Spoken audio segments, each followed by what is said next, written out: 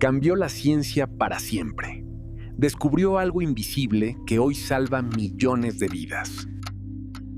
Pero cada avance tuvo un costo. Un precio que casi nadie quiso ver. Esta es la historia de hasta dónde vale la pena sacrificarse por la verdad. Datos y relatos. Hoy nos acompaña Marie Curie, una mujer que decidió que la verdad valía más que la seguridad. Marie, gracias por estar aquí y por compartir tu historia con nosotros. No, gracias a ti por abrirme este espacio para contar mi historia y lo que costó vivirla. ¿En qué momento entendiste que tu trabajo no solo iba a cambiar la ciencia, sino también tu vida? Cuando entendí que el conocimiento no es neutro, siempre transforma algo. A veces, el mundo. A veces, a quien se atreve a descubrirlo. Naces en 1867 en Varsovia, Polonia, en un país ocupado, un lugar donde aprender era casi un acto de desobediencia. ¿Cómo crece una niña cuando todo parece prohibido? Aprendiendo en silencio. Observando. Escuchando. Haciendo preguntas que no siempre podían decirse en voz alta. Tu madre fallece cuando tú tenías 10 años. Sí. La enfermedad no pidió permiso. Y cuando alguien tan cercano muere tan pronto, la idea de lo seguro desaparece para siempre. ¿Ese fue tu primer encuentro con la fragilidad humana? Fue cuando entendí que el cuerpo es limitado, pero la mente no tiene por qué serlo. Y esa idea nunca me abandonó. Tu padre enseñaba matemáticas y física. Y también me enseñó algo más peligroso. A pensar cuando no convenía. A aprender cuando no estaba permitido. ¿Ahí nació la científica? No. Ahí nació alguien incapaz de aceptar un mundo que no se entendiera. Las mujeres no podían ir a la universidad, pero tú estudiaste igual. En aulas clandestinas. La llamaban la universidad volante. Porque si nos descubrían, teníamos que huir. Eso suena peligroso. Lo era. Pero más peligroso era resignarse a una vida que no elegí. Trabajaste como institutriz durante años. Cuidando hijos ajenos, mientras imaginaba la vida que todavía no podía vivir. En 1891 llegas a París sola y sin dinero. Sin dinero. La Sorbona no fue romántica. Fue fría, pasé hambre, me desmayé más de una vez. Pero cada clase era un privilegio que no pensaba desperdiciar. Fuiste la mejor estudiante. Porque cuando sabes lo que te costó estar ahí, no pierdes tiempo en dudar si mereces estarlo. Conoces a Pierre Curie y no fue un encuentro cualquiera. Fue la primera vez que alguien no se sintió intimidado por mis preguntas, ni por mi silencio. No fue una historia de amor tradicional. No. Fue una conversación que nunca terminó. Pensar juntos fue nuestra forma de amar. Trabajaban codo a codo, horas y días enteros. Pierre no quería poseer ideas. Quería entenderlas conmigo. Nunca intentó corregirme. Nunca intentó explicarme el mundo como si yo no pudiera hacerlo sola. Eso, para una mujer en esa época, era revolucionario. Se casan en 1895. No hubo luna de miel. Hubo libros, experimentos, preguntas que se abrían y nos dejaban despiertos toda la noche. Compartimos la ciencia como otros comparten promesas. Y eso fue suficiente. En 1898 trabajan con materiales desconocidos, restos de minerales que nadie quería estudiar. Sin guantes y sin advertencias. No sabíamos. Solo sentíamos que algo ahí dentro no se comportaba como debía. Como si la materia estuviera diciendo otra cosa.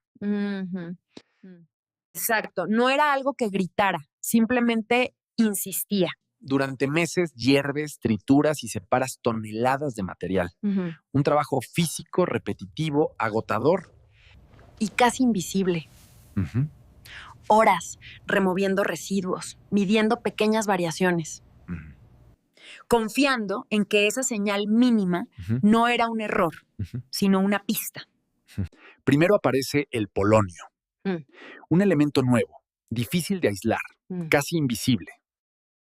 Luego el radio, mucho más potente, capaz de emitir energía de forma constante. Y ahí entendimos que no estábamos solo descubriendo algo nuevo. Estábamos tocando algo que no se quedaba quieto. Algo dentro del átomo se estaba rompiendo. Sí. Comprendimos que el átomo no era estable, que podía transformarse, que emitía energía sin detenerse. Ese descubrimiento abría una puerta inmensa. Y también una peligrosa. La ciencia avanza así. Alguien entra primero en lo desconocido. Sin saber si va a encontrar respuestas. O nuevas preguntas imposibles de cerrar. 1903. Premio Nobel de Física. Un reconocimiento compartido. Por descubrir que la materia no era tan estable como parecía. Y poco después, Pierre fallece. ¿Cómo te sentiste? Perderlo fue perder mi espejo. La única persona que no necesitaba que yo explicara nada. ¿Y qué pasa cuando ese espejo desaparece? Aprendes a verte sola y a seguir trabajando aunque todo pese más. ¿Pensaste en dejar la ciencia? Pensé en desaparecer, pero no en dejar de investigar. O sea, porque la ciencia era lo único que todavía me hablaba con su voz. Te conviertes en la primera mujer profesora en la Sorbona. Ocupas la misma cátedra que antes fue de Pierre. Con 2 hijas. Una todavía muy pequeña, la otra aprendiendo a mirar el mundo. Y con un laboratorio que apenas podía llamarse así. Una casa, una cátedra y una investigación que no esperaba. No. Criarlas y sostener la ciencia ocurrían al mismo tiempo. Mientras una aprendía a leer, yo aprendía a no rendirme. Y aún así, sigues. Porque detenerme no era una opción. Seguí investigando lo que otros evitaban. Cada día más cerca de entenderlo. Y cada día más expuesta. No era solo ciencia. No, era responsabilidad. ¿Sabías que había un riesgo? Lo intuía. Pero cuando estás sola, con hijas que dependen de ti, con un legado que sostener, no piensas en el límite, solo sigues adelante hasta que el cuerpo empieza a avisar que ese límite sí existe. En 1911, segundo Nobel, esta vez en química, no por acompañar un descubrimiento, sino por liderarlo. Reconocen tu trabajo aislando nuevos elementos, demostrando que la radioactividad era una propiedad de la materia, no un accidente. Eres la única persona en la historia con Nobel en 2 ciencias distintas. ¿Te sentiste validada? No pensé en el premio, pensé en el trabajo que por fin dejaba de ser cuestionado. Ese Nobel reconocía años aislando elementos, probando una y otra vez cuando ya nadie esperaba resultados. También fue un momento difícil, dudas públicas, juicios externos. Sí, por eso no me sentí celebrada, me sentí escuchada. Y cuando te escuchan, ya no tienes que explicarte todo el tiempo. Eso es más importante que cualquier premio. Primera Guerra Mundial, Europa se rompe en pedazos, millones de cuerpos heridos y médicos que operan casi a ciegas. En medio de ese caos, tú decides llevar la ciencia al frente de batalla. ¿Cómo nace esa decisión? Porque no podía quedarme en el laboratorio mientras otros morían sin saber siquiera qué parte de su cuerpo estaba rota.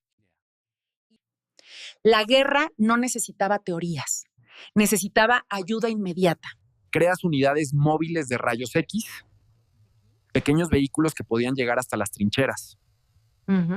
Las llamaban las pequeñas Curie. Eran coches improvisados, con generadores inestables, equipos frágiles, médicos que aprendían sobre la marcha. Nada era perfecto, pero funcionaba.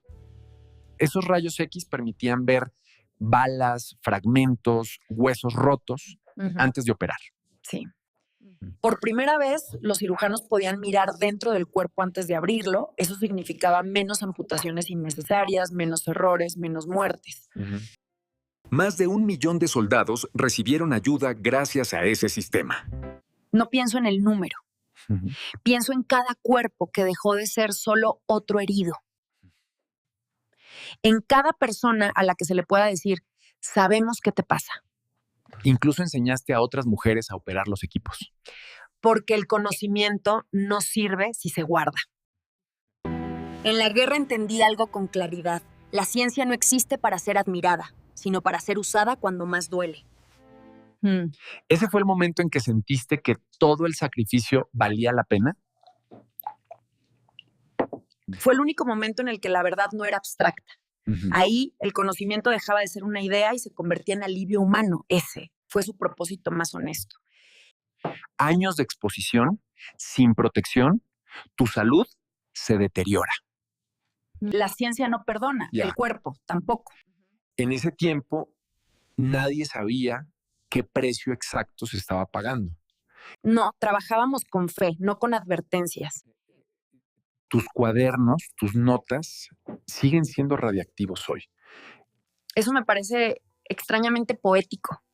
No como un castigo, sino como una prueba. ¿De qué?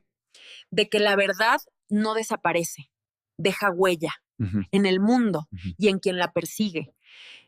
Entonces volvamos a la pregunta inicial. ¿Hasta dónde vale la pena sacrificarse por descubrir la verdad? No todos deben hacerlo, pero siempre alguien tiene que atreverse. Y casi nunca es quien busca reconocimiento. Es quien no puede dejar de mirar cuando algo no encaja. Aquí, en Datos y Relatos, recordamos a quienes cambiaron el mundo. Pagando un precio real. Si esta historia te acompañó un momento, suscríbete para seguir escuchando las que vienen. Deja tu like y compártelo si crees que estas voces merecen seguir escuchándose. Y cuéntanos en los comentarios, ¿a qué personaje te gustaría que invitáramos al próximo episodio? Nos escuchamos pronto en Datos y Relatos.